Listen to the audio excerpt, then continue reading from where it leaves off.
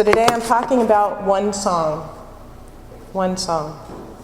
So let's talk about the song that we opened the service with this morning. We shall be free. We shall stand straight, we shall walk proud, because we shall be free.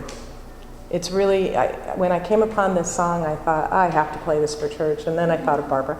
Because I just knew that Barb knew this song. It's just, yeah. Actually, we were listening to Garth Brooks right as we pulled from Synchronicity. Beautiful lyrics, beautiful song. And a powerful affirmation for our intention, and a reminder that in our human global expression, we're not quite there yet, right? So we gather today to stand straighter and to walk prouder toward that freedom by continuing the conversations that we had here last week and digging even deeper to see and feel the presence of God's one song, the universe, harmoniously expressing in all things, even when we're sitting in traffic, frustrated with a coworker, or reliving the events of that national tragedy on the 6 o'clock news, which this past week I know was on all of our minds. The truth is, God is everywhere, and everything and everyone is holy. That's a lot. That's a lot. I don't know about you, but I find myself sometimes feeling God's presence a whole lot more in one place rather than in another. For example, when we come together here on Sunday mornings, it's really easy to feel God's presence, isn't it? It's easy to just take a moment and feel that centeredness, that spirit that is present. It's right here. It's easy to see God in nature. I think, John Muir said it quite well. He said, going to the mountains is going home. And then there's those, like my husband, who loves to go to the beach and feel that energy of the ocean and the immenseness. And how can you not believe that there's something so much greater that's operating everything when you see how nature works and just comes together? Or when you look at a small child, the face of a precious child, and especially when they're asleep, aren't they just angelic? They're just beautiful. I know, I have 3 granddaughters, and they are a handful, and when they are asleep, they are just perfect. So it's not quite so easy to feel the same way when we're reading the newspaper, is it? Or when we sit in the doctor's office waiting for maybe a not so good diagnosis. And of course, this past week, as I mentioned, it was the 11th anniversary of a dark day in the history of the United States. It's really not easy to see what's holy about that, is it? Or let's not even take it to those extremes. It's not so easy to see God in the mundane as you pay your bills, or day after day as you go to a routine job that doesn't really ring your chimes, or you drive to work. And although that really is a good time to listen to the Louise Hay's I Can Do It CD or any other inspirational CD. But the truth, and that's a capital T truth, is that wherever we see it, sense it, or feel it, God is everywhere. And therefore, everything we see is holy. A fundamental tenet of religious science and of all religious teachings is contained in the first statement of What We Believe by Ernest Holmes. And Rich read these last week for us. And the first statement is, we believe in God, the living Almighty One, indestructible, absolute, self-existent cause. This one manifests itself in and through all creation, but is not absorbed by its creation. A great Bible story, which appears in Exodus 3.5, is the story in which a young Moses, while shepherding his sheep, comes upon a bush that is burning, but is not being consumed. As he steps closer to examine it, the voice of God says, "Do not come near. Take your shoes off your feet, for the place on which you stand is holy ground." Spiritually, we know this, but an old Hasidic tale lets us in on a not-so-little secret. It is told that one day the rabbi asked several of his disciples, "So tell me, where does God exist?" "Everywhere," the disciples replied, surprised at the question. "No," said the rabbi, "God only exists where we let him in." So we have to do our part. That comes back to that word allowing. That's a powerful word. I allow God in. I allow God to inspire me to choose the right and perfect job, the one that I can best serve. That's our job. Ralph Waldo Emerson said, "To the poet, to the philosopher, to the saint, all things are sacred. All days are holy. All people are divine." Poet, philosopher, saint, words Emerson used to those who let God in. Those are the people that let God in. We are each here to let God in, to know God, to connect with our essence in a deeper level every single day, to feel that truly everything is holy, truly everything is sacred, truly everything is part of the one song, the universe, part of the one song. Okay, so this is kind of a bad joke, but it kind of fit nicely in here. So you were warned. A man was passing a small courtyard and heard voices murmuring. He went in and he saw an altar with a large 0 in the middle and a banner that said NIL, nil. White-robed people were kneeling before the altar, chanting hymns to the great nullity, to the blessed emptiness. The man turned to the white-robed observer beside him and asked, "What now? Is nothing sacred?" Yes, nothing is sacred and holy, and so is everything. So today, especially today, as we ponder and think about those events 11 years ago, I'm calling for each one of us to see everything and everyone as holy. That's a big charge, isn't it? That is, it can be. I'm reminded of the words by Neil Donald Walsh just days after September 11th, 2001. He wrote, "The hour has come for us to demonstrate at the highest level our most extraordinary thought about who we really are." I love those words. To demonstrate at our highest level our most extraordinary thought about who we really are. To demonstrate, not just talk about our most extraordinary thought, not just our normal thoughts, our everyday thoughts about who we really are.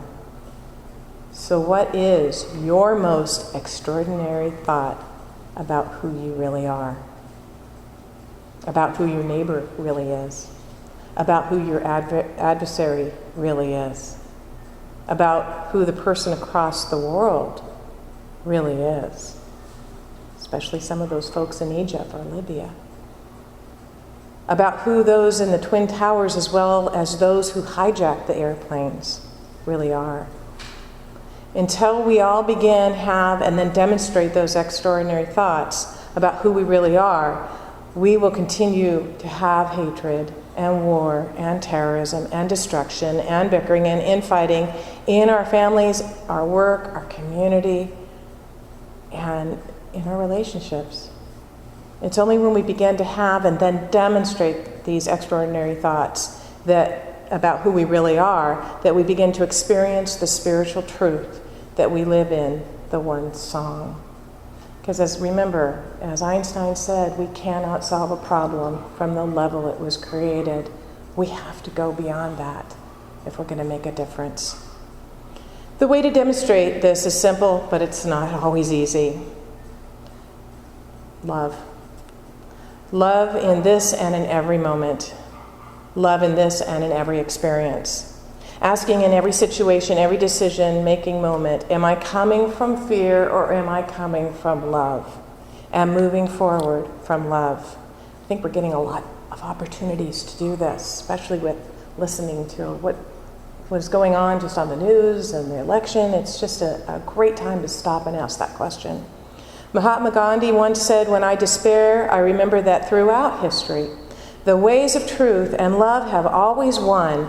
There have been tyrants and murderers, and for a time they can seem invincible, but in the end, they always fall." Think of this always. And that really is kind of an interesting to think about, because we tend to think of time as just what we've experienced, but if you think of all time, this is just a little speck, just a little tiny speck. So in the days following 9/11, a religious scientist, Kim Davis, wrote this poem, and it's really as perfect today as it was then. It's called What I Know. What I know is that God's presence is everywhere. What I know is that you and I and our loved ones are always wrapped in the arms of divine love. What I know is that faith is more enormous and massive than the horrifying tragedy of this week. What I know is that there is a great healing and forgiveness and peace in my heart. What I know is that I can depend on love. What I know is that prayer is my power and my connection to all of life. What I know is that I am loving you today and every day. And that is the simple yet deeply profound and not always easy answer. I am loving you today and every day. If we choose to see everything as holy, if we choose to demonstrate, not just to talk about our most extraordinary thoughts about who we really are, if we choose to live fully in the universe, then we must take a closer walk with love, God, no matter what. Moses had a holy encounter with God at the burning bush and realized his life purpose, to lead the Israelites out of bondage into freedom. He gave them the gift of freedom. But then they spent 40 years and 40 years wandering in the desert, right? In the wilderness. They were handed the gift of freedom, but spent 40 years wandering. And so we have to remember that 40 years is just a symbolic number, which means all the time that is required. So even though they had the gift, they still had to process it and accept it. So the gift was given, but they hadn't accepted it. What is important wasn't that just Moses made contact with God, but that each child of Israel needed to make that contact as well, each for themselves. And it was in the wilderness that they encountered God. So they each had to do that. It is in your wilderness, my wilderness, that we are given the opportunity to see it all as holy and to have our own encounter with what's really inside the God of love. In Psalms 139 it says, "If I ascend up into heaven, thou art there. If I make my bed in hell, behold, thou art there. If I take my wings of the morning and dwell in the uttermost parts of the sea, even there thy hand shall lead me." With these words, we can feel the foundation of the infinite in moments of hell as well as in high flights of consciousness. They give us a way to realize that there is nothing we can do and nowhere we can go that is outside of the holy presence of God. And that could possibly be beyond our one song. So I want to end this morning by sharing a poem entitled One by Dr. Cheryl Sawyer, who also wrote this right after 9/11, and I modified it just a little bit for this morning. So she wrote this. As the soot and dirt and ash rained down, we became one color. As the firefighters and police officers fought their way into the inferno, we became one gender. As we carried each other down the stairs of the burning buildings, we became one class. As we whispered or shouted words of comfort and encouragement, we spoke one language. As we shared our talents and resources to find the lost, care for the wounded, and comfort the grief-stricken, we became one generation.